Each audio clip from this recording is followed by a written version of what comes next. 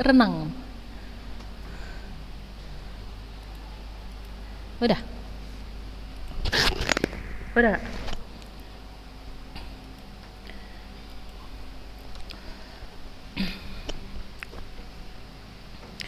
Bismillah, Assalamualaikum warahmatullahi wabarakatuh. Nggak dengar?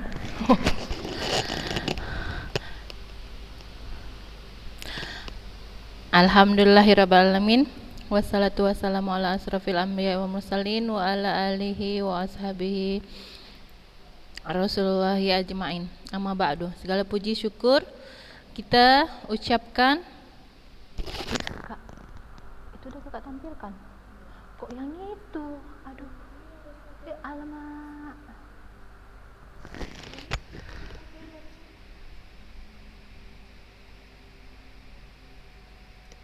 Anak kirim dia satu lagi aturannya. Udah langsung ke praktek dia, teorinya belum.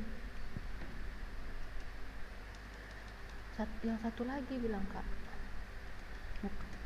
Yang satu lagi aja yang satu lagi kirim. Alhamdulillah kita ucapkan ya anak-anak saja kehadirat Allah Subhanahu wa taala.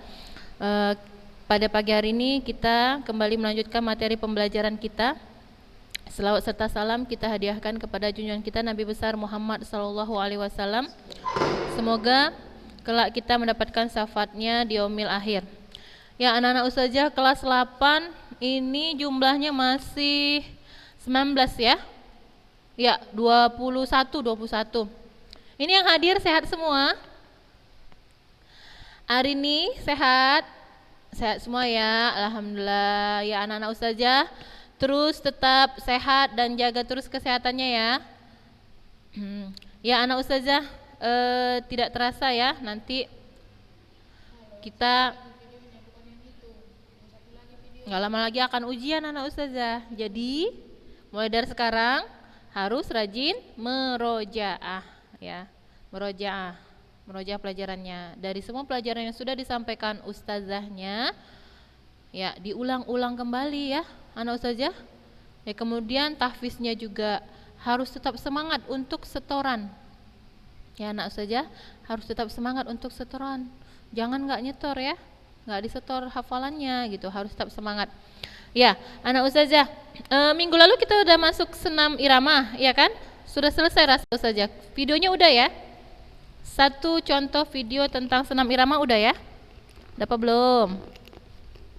Udah ya. Oke anak ustazah, untuk senam irama kira-kira ada yang mau ditanya sebelum kita masuk materi berikutnya? Ya, di unmute-kan aja kak, ada ikannya ya anak ustazah. Nggak ada yang mau ditanya tentang senam irama? Rizky Adelia, ada yang mau ditanya?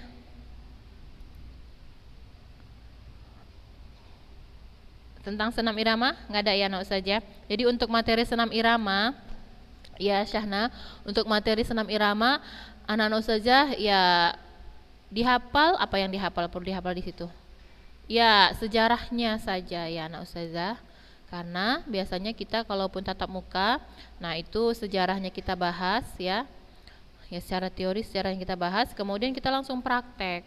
Kita nggak begitu melihat praktek teori yang ada di buku seperti gerak langkah kaki, ayunan lengan ya kan, kita langsung praktek. Jadi untuk senam irama yang perlu anak ustazah hafal itu, yang perlu anak ustazah ulang-ulang itu adalah sejarahnya saja ya. Nah baik, jika tidak ada yang bertanya kita lanjut ke bab selanjutnya anak ustazah. Bab apa itu? Yaitu aktivitas air. Aktivitas air yaitu tentang apa? Aktivitas air itu berarti apa tuh judulnya? Hah? Apa kak? Apa Danisa? Aktivitas air? Iya, renang. Renang ya anak ustazah. Kita belajar dulu ya tentang renang. Nah, kita lihat dulu di sini apa ya?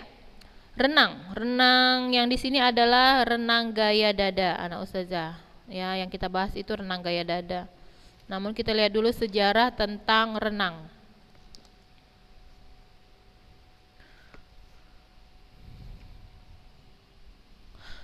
Itu bukunya ada kak di situ kak.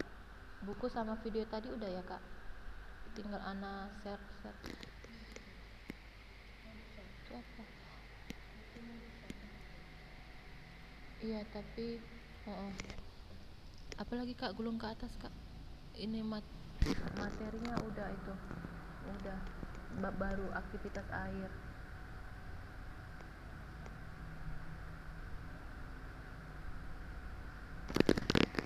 Halaman 251.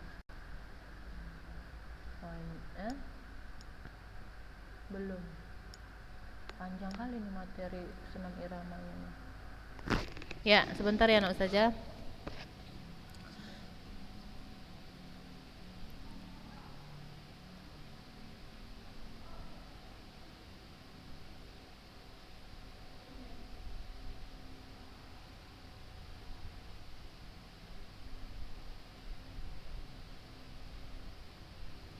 Ya, tuh, udah. Ini. Ini udah kakak share. Udah ya? Udah. Nggak tahu nih. Videonya nanti stop share. Jazakallah ya kak. Ya anak ustazah, kita bahas dulu tentang sejarahnya ya. Nanti baru kita masuk ke renang gaya dada. Ya, jangan lupa anak ustazah dicatat ya materinya. Jadi ada kemungkinan ya soal PTS nanti yang ustazah ambil sampai renang. Ya, dari senam lantai, senam irama, renang, 3 bab. Ya, karena senam irama pun itu bagaimana? Materinya sedikit ya, hanya tentang sejarah anak ustazah. Jadi materi PTS kita, insya Allah sudah tahu itu ujian apa namanya? Ujian praktek PTS sudah tahu tanggal berapa? Ada yang tahu? Tanggal 22 anak ustazah kita sudah mulai ujian praktek PTS 2. Tanggal berapa? 22. Jadi anak ustazah itu waktunya sekitar 1 minggu lagi ya. Jadi dipersiapkan apa yang harus dipersiapkan ya. Nah, jadi semua serentak nanti untuk semua mata pelajaran insya Allah akan dimulai ujian prakteknya di tanggal 22 anak ustazah. Jadi rajin-rajinlah merojaah ya anak ustazah. Kemudian tidak lupa terus banyak berdoa, semoga kita bisa tatap muka ya. Ya, kalau tidak di semester ini, semoga di ajaran baru kita bisa tatap muka anak ustazah. Dan kita harus banyak-banyak bersabar dan terus berdoa ya. Semoga Allah cepat mengangkat ya wabah ini dari kita bisa kembali belajar seperti sedia kala. Kita tidak boleh lupa untuk terus berdoa kepada Allah. Ya, dan anak ustazah walaupun daring kita tetap terus semangat ya. Jadi pikirannya fokus ke pembelajaran ya, tidak menggunakan waktunya pada hal-hal yang tidak berguna seperti apa? Ya, seperti game ya, game online. Jauhkan anak ustazah karena itu bisa ya, kalau ustazah bilang kalau sekali kita bermain insya Allah itu pasti ingin kedua kalinya, ketiga kalinya dan seterusnya. Ya, sulit lepas dari itu. Karena itu apalagi yang hobi ya, ada candunya ustazah bilang, ada candunya karena udah sekali main bakalan keterusan gitu. Dan setan juga ya nanti bisa melalaikan gitu kan ke situ ya. Kemudian apalagi di masa-masa anak ustazah sekarang ini, TikTokan ya, jauhkan ya anak ustazah karena tidak ada manfaatnya ya, tidak ada manfaatnya. Dan kelak udah nggak ada manfaatnya, dapat dosa, itu pertanggungjawabannya kelak akan dimintai Allah di hari kiamat ya. Jauhkan hal-hal yang tidak bermanfaat bagi anak ustazah, apalagi sudah mau dekat ujian, jadi semangat untuk mengulang pelajarannya kembali ya. Kemudian perhatikan waktu istirahatnya, makannya, kesehatannya dijaga anak ustazah ya, hargai, sayangi diri ya. Nah, baik anak ustazah, itu sedikit motivasi untuk anak ustazah yang kita insya Allah ya sekitar seminggu lagi akan mulai ujian ya, ujian praktek. Kemudian satu lagi anak ustazah, tahfiznya ya, semangat ya anak ustazah untuk menyetorkan hafalannya, karena ustazah mendengar ya bahwa kakak kelas 12 itu juga semangat ya, walaupun daring begini ya, mereka semangat untuk menyetorkan hafalannya. Mereka yang sudah ada sampai juz ke-13 anak ustazah, juz ke-13 ya, ada yang sudah 8 juz ya, kayak kakak Askia pun memang sudah bagaimana? Ya sudah hafal 30 juz. Nah, kiranya itu menjadi motivasi anak ustazah untuk semakin gigih dan giat lagi ya untuk menambah hafalannya. Jadi itulah yang harusnya dilakukan ketika waktu kita lapang ya, bukan malah hal-hal yang mengundang dosa ya kan, dosa tidak mendatangkan pahala, menambah dosa ya kan. Nah, waktu kita pun terbuang dengan percuma. Jadi semangat ya anak ustazah ya menjelang ya ujian ini. Ya, kita lihat materi tentang renang. Nah, kita lihat di sini sejarahnya. Bagaimana sih sejarah tentang renang? Ya, manusia ya sudah dapat berenang sejak zaman prasejarah. Apa zaman prasejarah anak ustazah? Siapa yang tahu? Zaman prasejarah itu apa? Zaman apa, Kak? Siapa yang bisa jawab?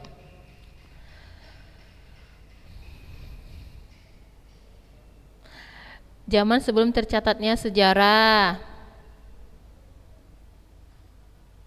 sebelum ada peradaban. Peradaban itu apa?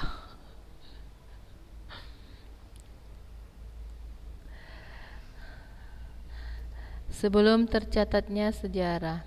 Ada yang lagi? Bagus sih jawabannya, cuma ada yang lebih tepat kira-kira.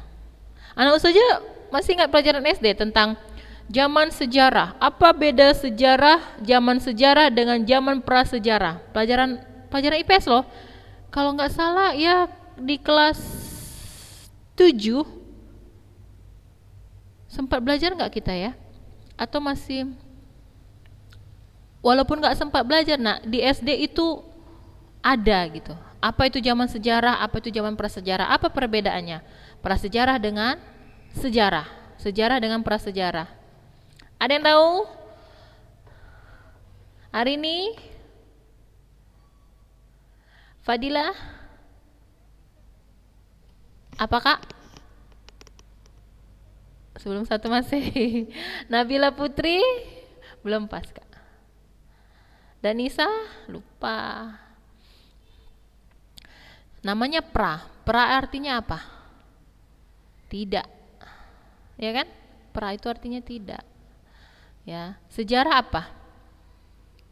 Ya, kalau kita lihat dari artinya, sejarah itu artinya zaman mengenal tulisan atau zaman sudah ada tulisan, ya kan? Jadi kalau prasejarah berarti zaman sebelum mengenal tulisan, ya kan? Itu kan kalau kita belajar sejarah kan itu dia, ya.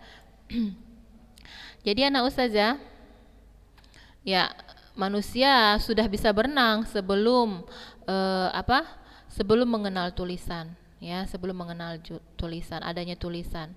Karena kalau kita lihat pada masa manusia purba dulu, mereka hidup itu ya berkomunikasi itu dengan menggunakan apa?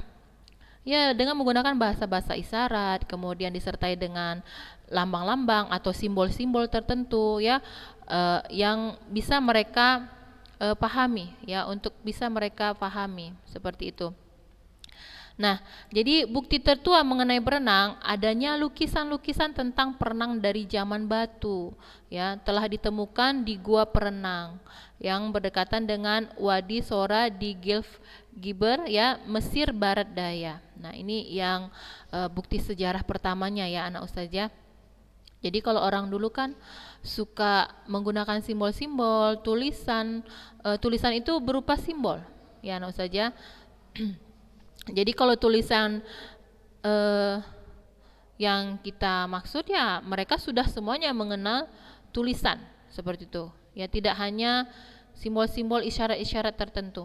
Nah, jadi catatan tertua mengenai berenang berasal dari 2000 sebelum Masehi.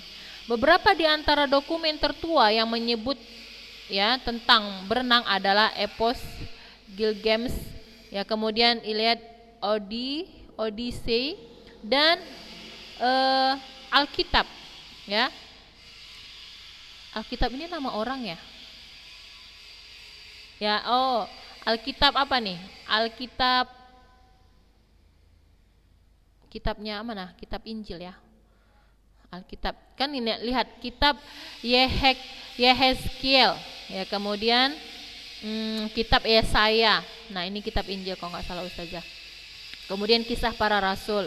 Nah jadi serta Beowulf dan hikayat-hikayat lain. Nah ini semua bukti-bukti anak Ustazah ya. Ada yang orangnya langsung, ada yang dari kitab-kitab ya. Kemudian sebenarnya di Al-Quran juga sudah ada ya menyebutkan bahwa ya ada tentang renang ya disebutkan di situ ya. Kalau kita mungkin bisa lagi memahami artinya, kemudian syarah dari Al-Quran tersebut ya, penjelasan dari ayat-ayat Al-Quran. Nah mungkin kita bisa cari tahu lagi nanti ya, saja. Intinya tentang renang ini juga bagaimana? Ya sudah dikisahkan ya, sudah ada sejak zaman dahulu. Nah kemudian berenang juga bagaimana? Berenang ini juga disunnahkan, iya kan? Disunnahkan. Ya Rasulullah juga ya mengatakan ya berenang itu sunnah.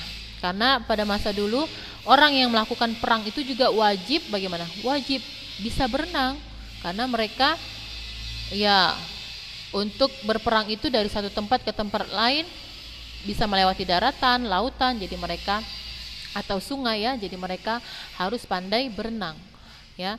Nah kita lihat lagi di sini ada Nicholas ya Winman ya, seorang profesor bahasa dari Jerman menulis buku mengenai renang yang pertama, Perenang atau Dialog Mengenai Seni Berenang. Nah ini agak sulit ya anak Ustazah bacanya ya. Mungkin anak Ustazah bisa baca sendiri. Nah ini wallahualam ini dari sebuah buku ya, tulisan lah ya tentang perenang ya.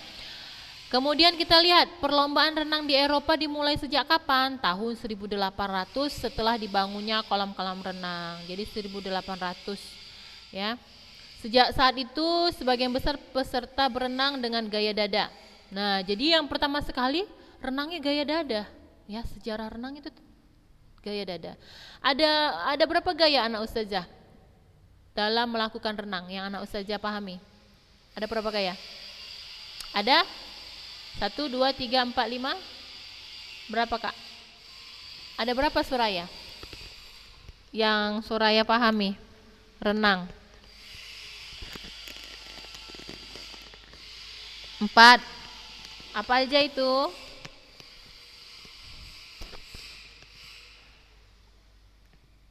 Enggak dengar suaranya kak. Kuat kak?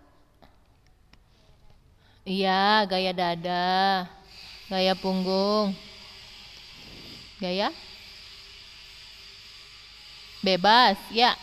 Satu lagi gaya kupu-kupu, iya kan? Gaya kupu-kupu, dibilang gaya kupu-kupu. Nah itu dia anak Ustazah. Ya jadi ada 4 macam gaya dalam berenang. Namun yang pada pelajaran kita ini ya, kalau kita lihat buku elektroniknya Anastasia, di sini yang dibahas hanya 1 gaya saja kak, gaya dada saja ya. Nah baik kita lanjut. Jadi pada tahun 1873 John Arthur ya Trugen ya memperkenalkan gaya rangka depan atau disebut gaya Trugen ya dalam perlombaan renang di dunia barat.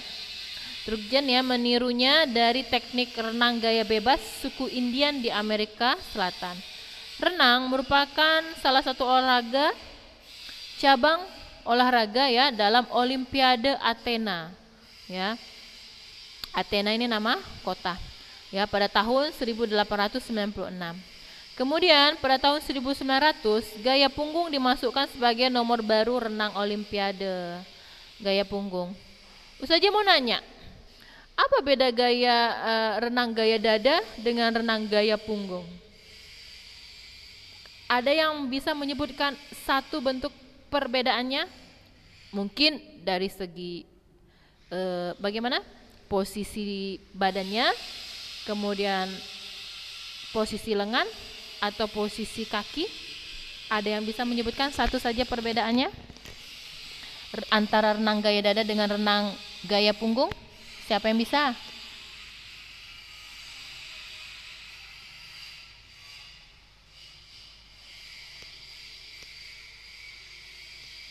Raina ada? Raina Putih Hazila?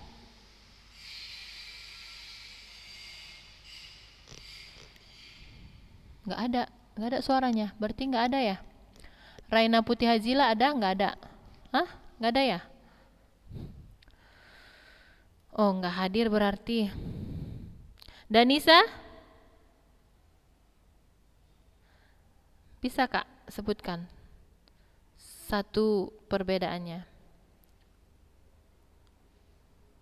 Syafina? Apa kira-kira? Yang menurut anak ustazah jangan malu mengeluarkan pendapat. Kalaupun salah ya nggak masalah anak ustazah, kan kita belajar. Syafina? Siapa ya? Siapa Kak namanya? Siapa tadi? Di sini afwan ya anak ustazah, di sini agak berisik karena sekolah kita sedikit ada perbaikan. Jadi agak berisik ustazah nggak dengar. Suaranya kuat. Apa Kak? Siapa? Hah? Dinda, iya apa Kak?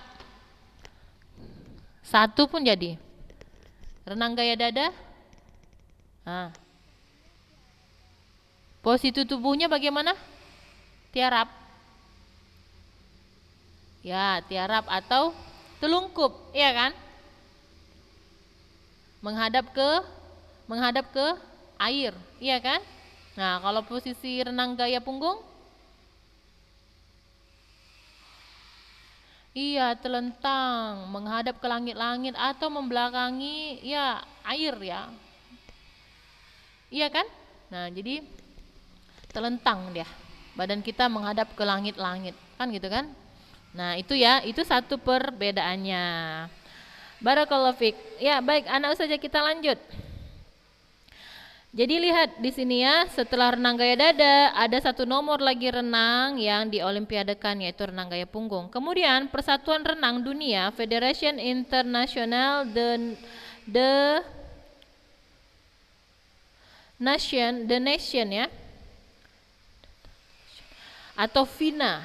Berarti olahraga renang internasional itu nama organisasinya ya, internasional namanya FINA. Dibentuk pada tahun 1908.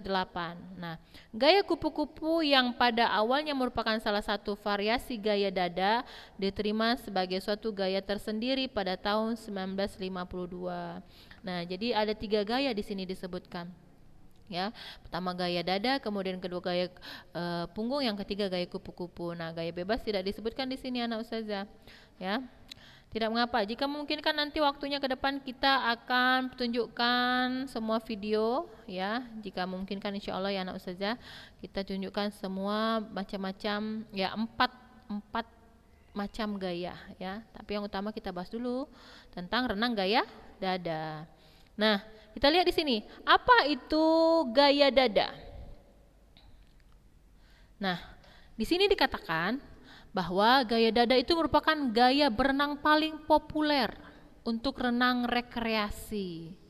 Ya, jadi kebanyakan orang lebih senang gaya dada ya. Nah, posisi tubuh stabil dan kepala dapat berada di luar air, ya, di luar air dalam waktu yang lama. Ya, gaya dada, nah disebut juga dengan gaya kata anak ustazah ya, adalah berenang dengan posisi dada menghadap ke permukaan air, ya kan, menghadap ke permukaan air. Namun berbeda dengan dari gaya bebas. Gaya bebas itu batang tubuh selalu dalam keadaan tetap, ya. Kedua belah kaki menendang ke arah luar, sementara kedua belah tangan diluruskan di depan, ya. Kedua belah tangan dibuka ke samping seperti gerakan membelah air, ya, agar badan maju lebih cepat ke depan. Ya, gerakan tubuh meniru gerakan kata, ya, sedang berenang, ya. Gerakan tubuh meniru gerakan kata. Sedang berenang sehingga disebut gaya kata. Ya, anak ustazah, ini gaya dada. Ya.